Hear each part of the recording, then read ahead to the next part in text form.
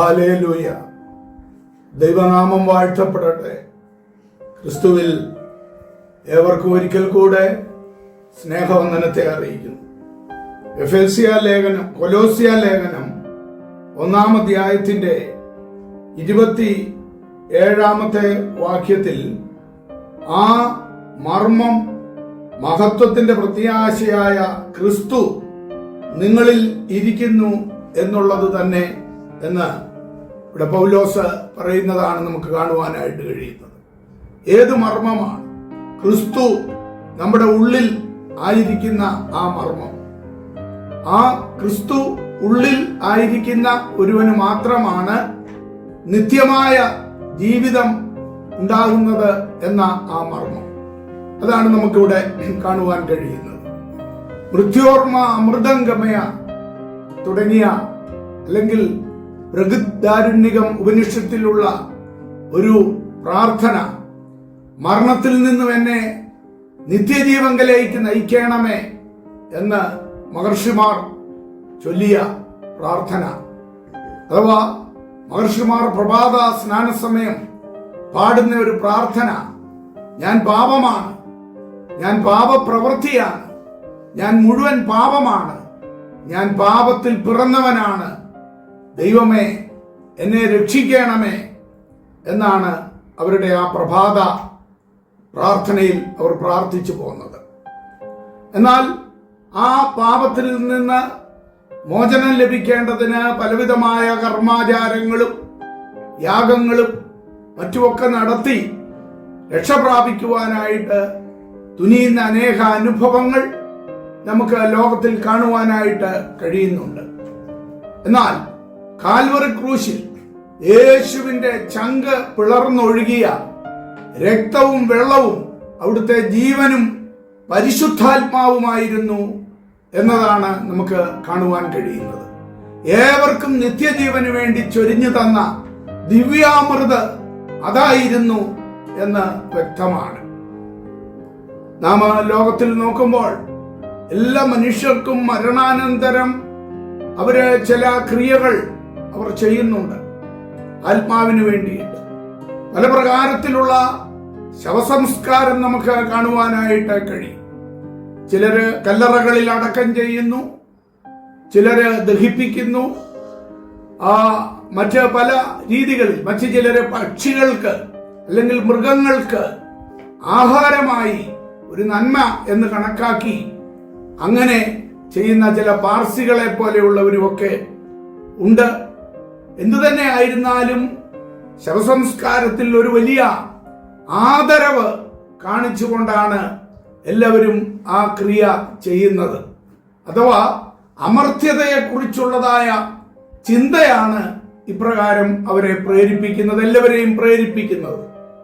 മരിച്ചവർ മൃതന്മാരുടെ ദേശത്ത് സാധാരണ മനുഷ്യരെ പോലെ ജീവിക്കുമെന്ന് വിശ്വസിച്ചിരുന്ന ഈജിപ്തുകാര് മൃതശരീരം സുഗന്ധദ്രവ്യങ്ങളെല്ലാം ചേർത്ത് കേടുകൂടാതെ അവര് ദീർഘനാൾ സൂക്ഷിക്കുന്ന അനുഭവങ്ങള് നമുക്ക് കാണുവാനായിട്ട് കഴിയുന്നുണ്ട്. അങ്ങനെയുള്ള മമ്മികൾ എന്നറിയപ്പെടുന്ന ശവ കുടീരങ്ങള് ഈജിപ്തിൽ ധാരാളം കാണുവാനായിട്ട് കഴിയും.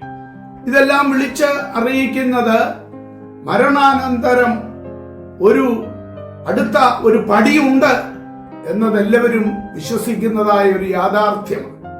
എന്നാൽ മാനവകുലത്തെ നോക്കിക്കൊണ്ട് ഏദേനിൽ കർത്താവ് പറഞ്ഞതായ കാര്യം, നീ പൊടിയാകുന്നു, പൊടിയിൽ തിരികെ ചേരും എന്നുള്ളതായ ആ അനുഭവം ഉൽപ്പത്തി പുസ്തകം 3:19 കർത്താവ് മാനവകുലത്തോട് പറഞ്ഞതായ ആ കാര്യം നമുക്ക് കാണുവാനായിട്ട് കഴിയുന്നു.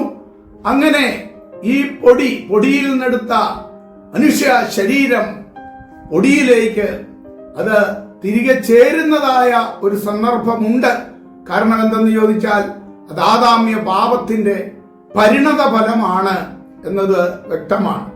എന്നാൽ ആ പാപത്തിൽ നിന്ന് മോചനം ലഭിക്കേണ്ടതിന് വേണ്ടിയാണ് കർത്താവായ യേശു ക്രിസ്തു ഈ ഭൂമിയിലേക്ക് കടന്നു വന്ന് മറ്റ് യാതൊരു വിധമാകുന്ന യാഗങ്ങൾ കൊണ്ടോ സുഹൃതങ്ങൾ കൊണ്ടോ യാതൊരു പോംവഴിയുമില്ലാതെ മനുഷ്യൻ ഇങ്ങനെ പല നിലകളിൽ അവന് ആ പല യാഗങ്ങളും ക്രിയകളുമൊക്കെ നടത്തി രക്ഷപ്പെടാൻ ശ്രമിച്ചപ്പോൾ അതിനൊന്നും പര്യാപ്തമല്ല എന്നതുകൊണ്ടാണ് ക്രിസ്തു ഈ താണ ലോകത്തിലേക്ക് കടന്നു വന്ന് നിത്യജീവൻ തന്നിൽ വിശ്വസിക്കുന്ന സകലർക്കുമായിട്ട് നൽകിയിരിക്കുന്നത് എന്ന് നാം ഓർത്തിരിക്കേണ്ടത് ആവശ്യമാണ്. അതേ, നമ്മുടെ എത്ര നമ്മൾ കാത്തു സൂക്ഷിക്കുന്ന ശരീരമായിരുന്നാലും അത് പൊടിയിലേക്ക് ചേർന്നേ മതിയാകത്തുള്ളൂ. എന്നാൽ അതിനകത്തുള്ള ആ വിലയേറിയ ആത്മാവ് ദൈവത്തിങ്കിലേക്ക് അത് മടങ്ങിച്ചെന്നേ മതിയാകത്തുള്ളൂ എന്നുള്ളതായ കാര്യം വീണ്ടും നാം ധ്യാനിച്ചുകൊണ്ട് ദൈവകൃപയിൽ മുന്നേറുവാനിടയാകട്ടെ. ദൈവകരങ്ങളിൽ ഏൽപ്പിക്കാം. അവിടുന്ന് നമ്മെ അനുഗ്രഹിക്കുമാറാകട്ടെ. ചങ്കിയിലെ ചോര കൊണ്ട് അവൻ എന്നെയും വീണ്ടെടുത്തു. ചങ്കോടണച്ചവനെ നിന്നിൽ ഞാൻ ചാരിടുന്നു. ചങ്കോടണച്ചവനെ നിന്നിൽ ഞാൻ ചാരിടുന്നു. ചേർന്ന് പാടി. ചങ്കിലെ ചോര, ചങ്കിലെ ചോര കൊണ്ട് അവരെന്നെയും വീണ്ടെടുത്തു. ചങ്കോടണച്ചവനെ നിന്നിൽ ഞാൻ ചാരിടുന്നു. ചങ്കോടണച്ചവനെ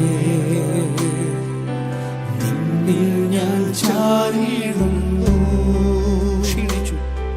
ക്ഷീണിച്ചു ക്രൂശിൽ നിന്നു, ദാഹിച്ചു വെള്ളം കേണു.